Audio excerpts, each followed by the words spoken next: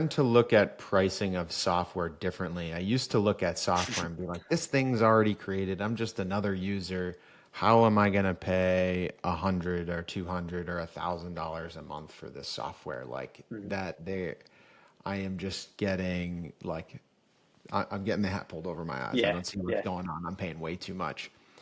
And I forget who shared this insight with me, but it's to think of the opportunity cost or like how many people don't you have to hire? Like how many people will totally. this software replace or how more effective, how many hours of time does it save my team? And then you start to add up all those hours and all of a sudden you look at something that costs 100, 200, $1,000 a month and the financials very quickly make sense. You're getting a really good ROI Mhm. just in time savings alone.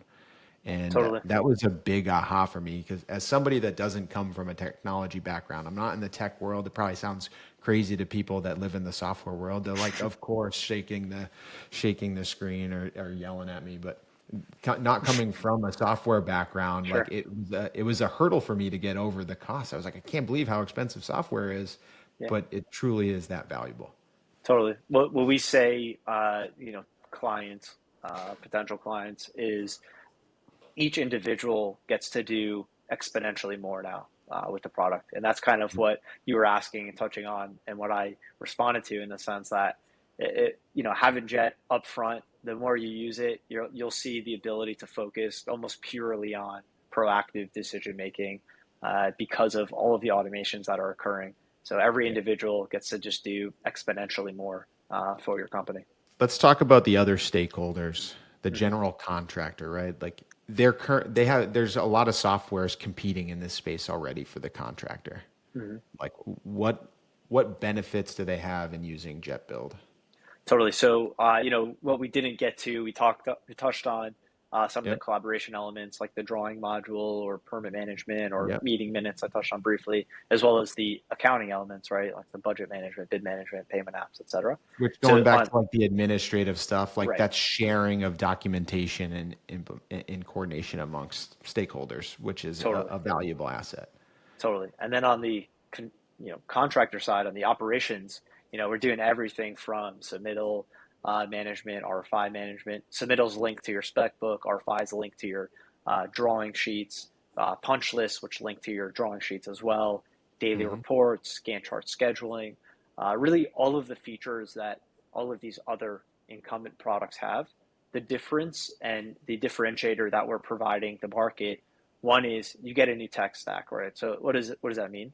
Is if you could imagine using your computer from the early 2000s or your smartphone from the early 2000s and comparing that to today, I mean, Hmm. that's what you're going to see immediately once you use a product is just a completely redefined UI, UX, user interface, user experience that allows you to really do everything I just said in 3 clicks. I mean, I have this LinkedIn post going every so often where I do 3 clicks, 3 click command with Jet.Build. And it's just so Yep. many examples of functionality that you could produce in literally 3 clicks. And that's to say the intuitive simplicity of our product, the simplicity in which we built the product. So those are two major distinctive differentiators. And then the Yep. last, like we've touched on before, is you're just gonna save point blank on your budget, right? So opens you up for other products. If it's AI safety, if it's better concrete pouring accuracy, Hmm.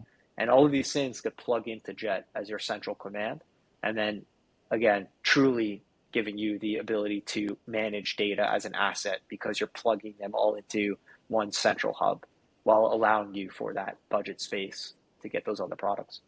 I'll try to reiterate this from an outside Do perspective. it. So as a contractor, you're giving them all of their immediate needs, the drawings, the submittals, the meeting minutes, the markup. You can tag people that are responsible so you can assign tasks, that sort of thing in there.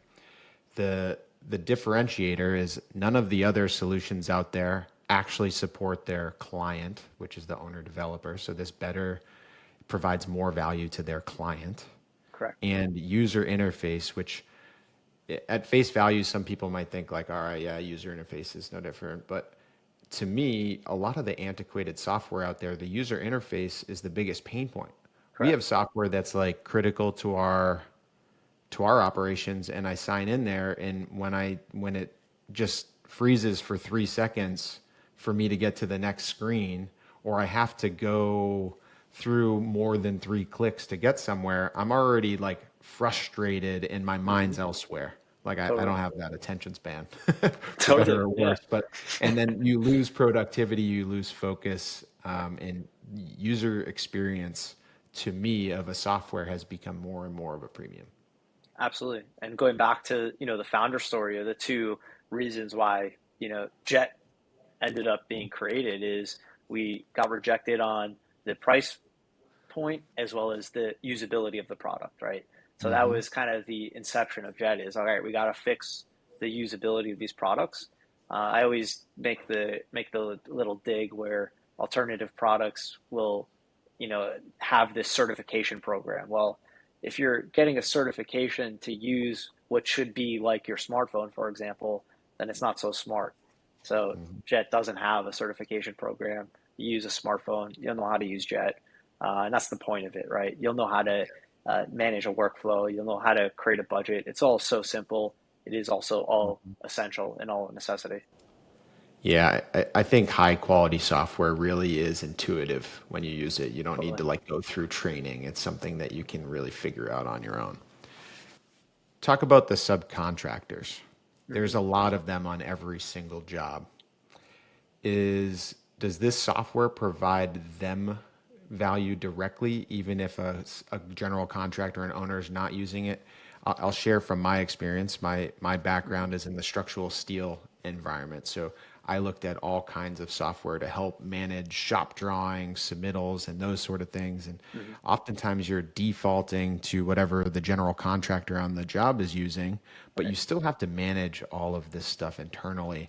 And I found the software solutions to be extremely clunky and frustrating, to where Right. we just literally used folders on our computer to Right. manage and shift drawings around. So, what kind of benefits does a subcontractor have? That's a great question, and this is a conversation piece that I'm always intrigued by. Um, so I could imagine, I don't come from a Hmm. subcontractor in terms of professional background, so I can't say or know, and just tell me what you think. Yeah. Is I would imagine, a subcontractor needs to build a budget. They need to build a schedule internally. They need to do their own, like you said, drawing markups, whether Hmm. it be submittal, et cetera, and then push it external, right? Push all this stuff external. So I would imagine, I mean, there's a use case for really any company who's doing all of these, operational functions. What I do hear and what I definitely understand, as you pointed out, is subcontractors typically will be defaulted to use the general product of the project.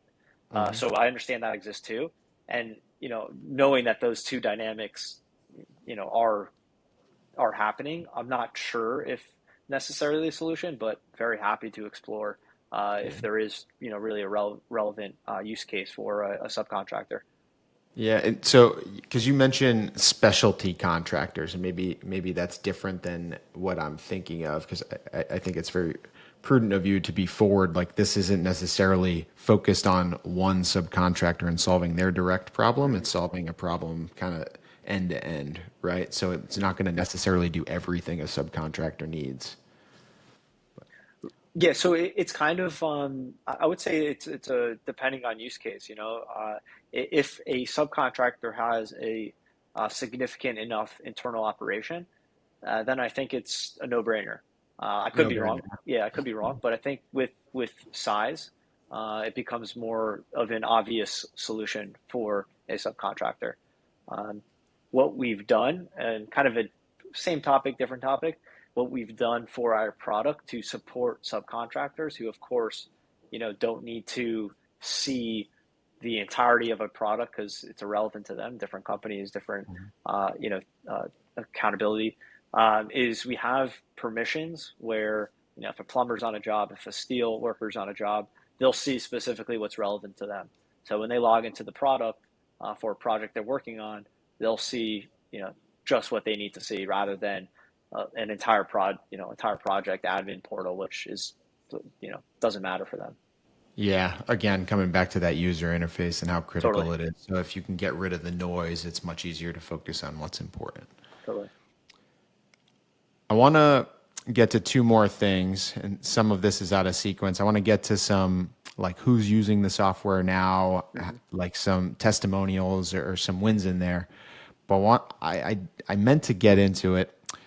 Launching of Jet.Build. Hmm. Entrepreneur, you've done the wellness practice, the certification, clearly an entrepreneur at heart. Tell us about how you launched Jet.Build, and kind of what got this going.